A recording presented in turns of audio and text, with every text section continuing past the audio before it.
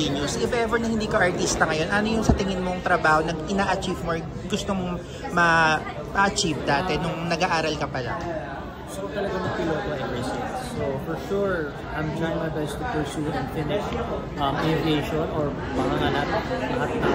Nakatapos na ako at least ng ibang courses sa aviation. And then also, since I love playing basketball, maybe siguro mas na-pursue ko yung paglalaro ng basketball without any, alam mo yun, hindrance na baka matamaan ka, injury ka, dahil syempre may trabaho tayo. So siguro mga mas naging all out lang ako when it comes to playing basketball. And yun. Aviation or even basketball. And then, going back in high school or college, ano yung mga favorite subject mo? And paano mo siya na-apply ngayon in adult? Sa high school, ang favorite ko that time was it's either English or science. Yun ang mga paborito ko. And yung history.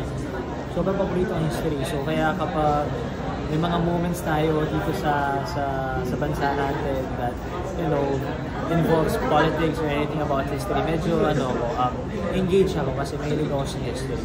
And then sa college naman, since I'm doing film, pinakagusto ko doon is when we're doing camera works or anything about shooting, since mas nag-lean towards ako sa DOP.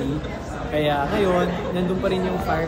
Actually, lost pa. Nawala na yung medyo urge ko na gawin yun. Pero recently, nagkaroon ako ng mga opportunities na mag-shadow sa mga DOP, mag-cam off for a recent movie na Hold Me Close noon sa Japan. Since konti lang yung mga tao na pwedeng tumulong sa amin, sabi ko, direct, mag-cam off na ako kahit parang wala akong ginagawa. So, may mga shots doon na ako yung kumuha, may mga scenes doon na ako yung kumuha with the direction of Direct Rain na DOP.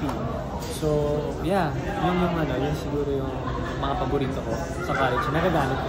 So, yeah, you've been in the industry for like how many years na rin, no? 20 years na yata. So, sino yung mga artist na look up mo?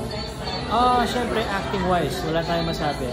John Lloyd Cruz, Jennifer Rosales, Joel Pascual, grabe. Sila yung mga look up natin. Ever since, kahit nung bata pa ako, sila na talaga yun eh. Nandiyan na sila. So, may mga tinitingala ako. And also, when it comes to, you know, like being active, being hardworking, and all, Gerald Anderson, syempre. So, lagi natin kasama si Boss. So, talagang na-adapt din natin yung talagang skill work niya, yung passion niya on doing everything that he can, kung mapapatrabaho man yan, or basketball, or workout. Sila yung mga nilook up natin.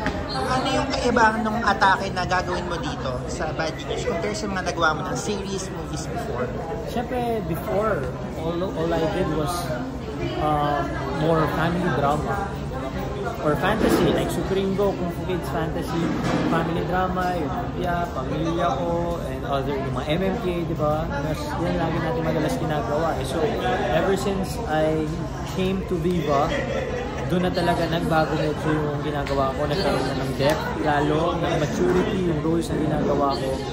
And mas naging challenging na talaga siya in terms of acting-wise. You gotta put a different face to it kasi hindi na pwede parang ito yung ginagawa ko pero parang family drama pa rin ginagawa mo. So, siguro different is talagang pinag-aaralan ko yung karakter and mas talagang binibigyan ko ng importansya or bubog, hinahanap ko talaga yung bubog ng bawat karakter para mas lumabas yung emosyon, mas lumabas yung talagang pagkatao na sa akin. Yung siguro, yung maturity-wise, syempre, susunod na yun kapag ibang rules na talagang ginagawa. Okay, promote na lang sa upcoming series. So, ayun po sa inyo lahat. Inimbitahan ko po kayo na manood ng Bad Genius only on Viva 1.